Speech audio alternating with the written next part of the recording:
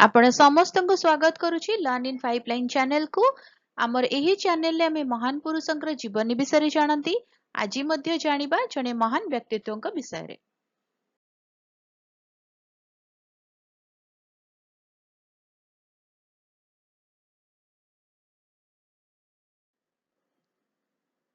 ରାକେଶ ଶର୍ମା ଜଣେ ପୂର୍ବତନ ଭାରତୀୟ ବାୟୁସେନା ଆଇଏଏଫ ୱିଙ୍ଗ କମାଣ୍ଡର ଏବଂ ମହାକାଶ ଯାତ୍ରା କରିଥିବା ପ୍ରଥମ ଭାରତୀୟ।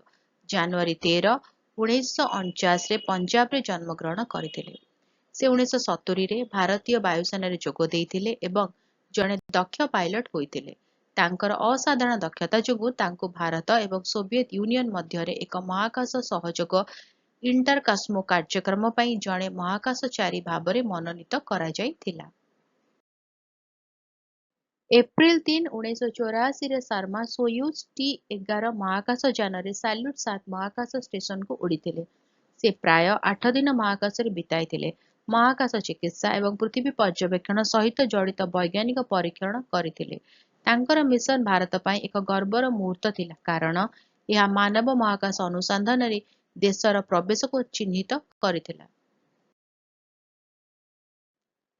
ପ୍ରଧାନମନ୍ତ୍ରୀ ଇନ୍ଦିରା ଗାନ୍ଧୀଙ୍କ ସହିତ ଏକ ଭିଡିଓ କଲ୍ ସମୟରେ ସେ ତାଙ୍କୁ ପଚାରିଥିଲେ ଯେ ମହାକାଶରୁ ଭାରତ କିପରି ଦେଖାଯାଉଛି। ତାଙ୍କର ପ୍ରସିଦ୍ଧ ଉତ୍ତର ସାରେ ଜାହାଁ ସେ ଆଚ୍ଛା, ସମଗ୍ର ବିଶ୍ୱ ଅପେକ୍ଷା ଉତ୍ତମ, କିମ୍ବଦନ୍ତୀ ହୋଇ ରହିଗଲା। ତାଙ୍କର ମହାକାଶ ଯାତ୍ରା ପରେ ତାଙ୍କୁ ଭାରତର ସର୍ବୋଚ୍ଚ ସାହସିକତା ପୁରସ୍କାର ଅଶୋକ ଚକ୍ରରେ ସମ୍ମାନିତ କରାଯାଇଥିଲା। ଭିଡିଓଟି କେମିତି ଲାଗିଲା ମୋତେ କମେଣ୍ଟ କରିକି ଜଣେଇବେ। ଯଦି ଭଲ ଲାଗିଲା ତାହେଲେ ଭିଡିଓ ଟିକେ ଲାଇକ୍ କରିଦେବେ। ଭିଡିଓକୁ ଅନ୍ୟମାନଙ୍କ ସହିତ ସେୟାର କରନ୍ତୁ। ଚ୍ୟାନେଲକୁ ସବସ୍କ୍ରାଇବ କରି ବେଲ୍ ଆଇକନ୍ ପ୍ରେସ୍ କରି ଅଲ୍ ନୋଟିଫିକେସନକୁ ଅନ୍ ରଖିଥାନ୍ତୁ। ତାହେଲେ ଦେଖା ହବା ଆଗାମୀ ଭିଡିଓରେ। ନମସ୍କାର।